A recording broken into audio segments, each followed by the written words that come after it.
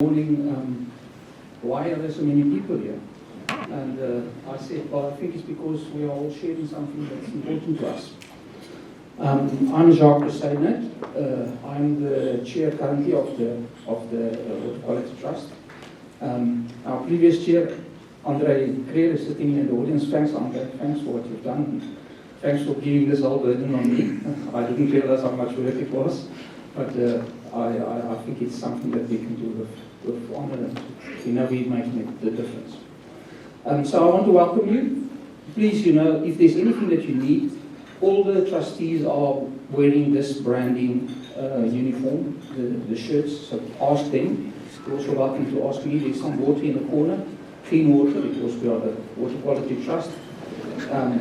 But you will, if there's anything else, please make yourself at home. We were happy to be part of our team this morning and to really learn and to listen and to try and understand what we were trying to say. So the main question is, why are we here?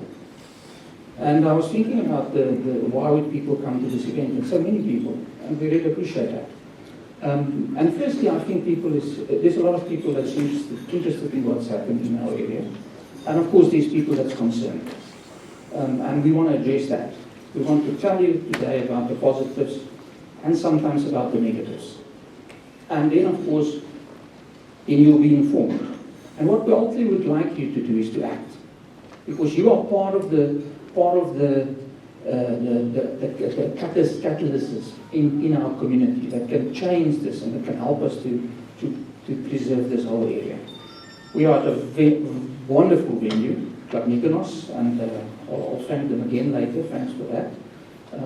We are on the shore of our wonderful bay, and on such a nice summer day, I mean, if you complain, it's your problem.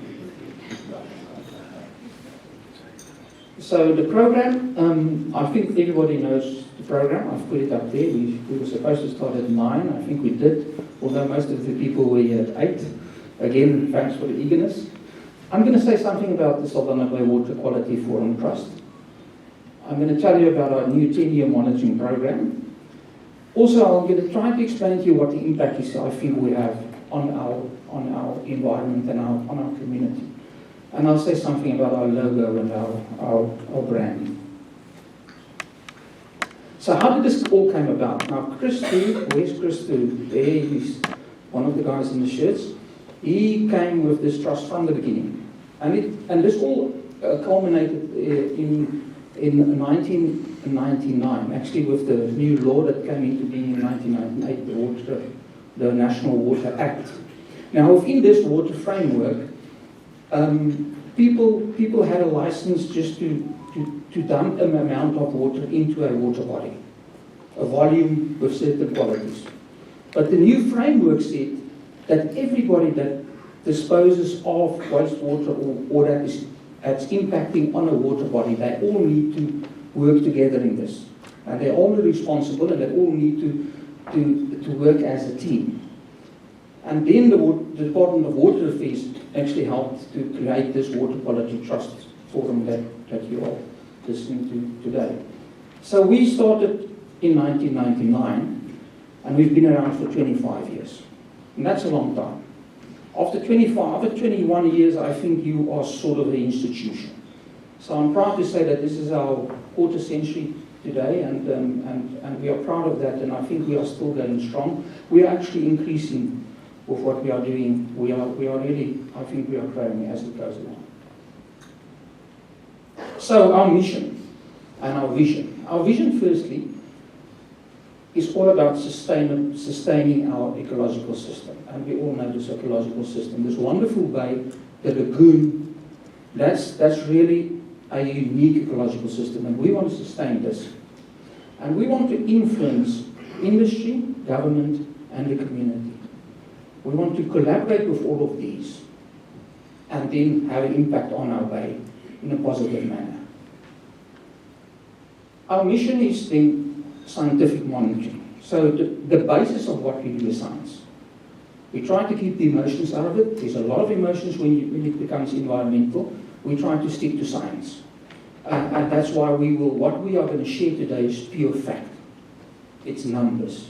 There's no disputes about it. Secondly, we want to share the cost, because a lot of people contribute towards this trust, and we want to have it equitable. We want to inform and influence decision making. And we are planning to write a letter on one of these things that I think Barry will later talk about, perhaps about that. At this stage, we want to write a letter to the authorities about something, but that's only one of the small things that I can mention that's happening now.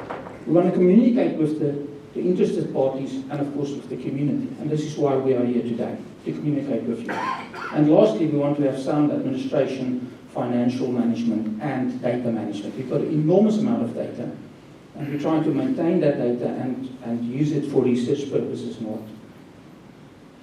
So those are the trustees. You can see them. Almini's around here. She's from the FIRCO. Adele is, I don't think Adele is around. Adele is not around today.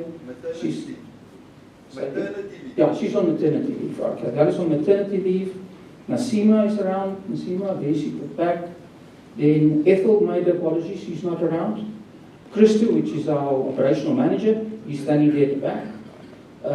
I saw Pierre now from the National Park Board, or the National Park, and Clifton from Sea Harvest. Now, apart from that, the meetings are usually attended by more people. Clifton usually brings some of the people from Sea Harvest along. They are very involved in our operation. I know Marlon Simon. Marlon, there you are in red at the back. Welcome. He's usually part of our meetings. And then we have Councillor Rousseau, Teresa Rousseau also usually comes and joins us on the meetings. And it's good to have all these people because we have a nice interaction and we really talk about things that's important. So the group is actually much larger than this. How do we operate? Well, everything centers around our Board of Trustees. And they interact with industry, local government, and community. And you can see that they represent community. Nasima, for instance, represents our municipality. So whenever we complain about something, and I don't want to use the word complain, it's a negative word. Whenever we have a concern about something, Nasima can then direct it towards the mayor or whoever is the municipal manager, whoever it is. So we have the open public day, which is today, to disseminate information. We also have our annual general meeting, which usually happens in the beginning of the year, where we have all our sponsors and all our trustees, where we give feedback as to what they've been doing. We have our contributors, of course, which we interact with, because most of them as trustees on our board. We interact with the legislators, I think I've mentioned that. And then Christo, the operational manager, runs the trust from day to day, all the day-to-day management. He will be in charge of that. Those are our contributors, quite a number of them. And a lot of them are represented here today. Thanks for them also. I'll again mention their names. Right, so in the beginning of this year, this was quite a busy year for the Trust. In the beginning of the year, we had a scientific board of experts and scientists to decide what we're going to do the next 10 years. What are we going to monitor? Because things change, and you have to change, you have to adapt your plan. And we had a long meeting, a few hours, where we discussed this. What are we going to measure, and what's the frequency which we're going to do it? And you can see here, we decided on all the geophysical monitoring, currents, waves, patterns. Some of these weren't monitored, but we added them, some were taken away. Groundwater inflow, coastal erosion. That was one of the focus points. Then, water quality, typical water quality, temperature, salinity. You can read them, I'm not going to read them all. We decided to say sediment quality, look at the sediment in the bay, because of course that is influenced by the water quality. And aquatic macrophytes, which is your water plants. Benthic macrofauna, the rocky intertidal vertebra, let's see what they are. Tidal vertebra communities, abalone, west coast lobster, birds, mammals, fish monitoring, and our alien species, which are brought in by our shipping vessels. And then we took this whole plan and we put it out on tender. And we had a lot of interest. A number of companies then showed interest in the tender, and they tendered. to do this monitoring for the next 4 years. And I'm proud to say that Anchor Environmental, Barry, that's going to present later to us, they actually won the tender. It was a closed tender, and we're actually very happy to associate with him further because he has been monitoring quite a while for us now. So Anchor Environmental won the tender, so I just want to get some up to you.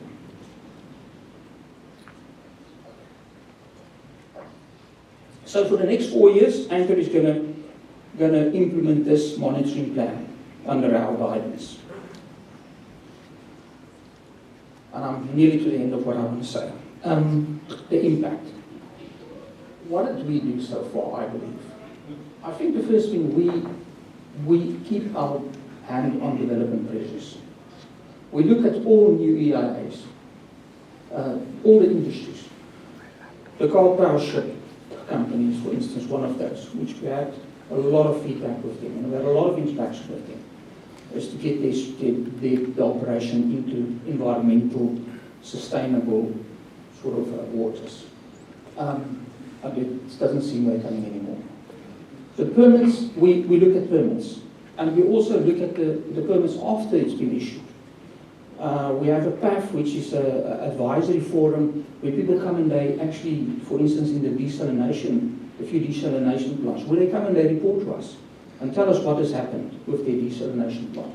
And we have a positive interaction, saying, try this, what about that? And there's always good conversation on that. We look at the mariculture, the trace metals we look at because a lot of things spill off. We look at mariculture, we look at stormwater runoff. And then, of course, we measure fecal coliforms. And this is about the wastewater that our wastewater treatment plants runs into the bay. And we intensify this over the festive season. And we give feedback to the municipality. We publish it on our website. So you know that your water that you use for your recreational purposes are clean.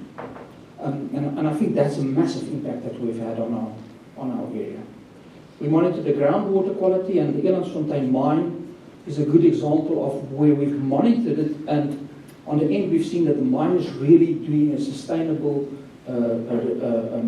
recharge of the water in that area.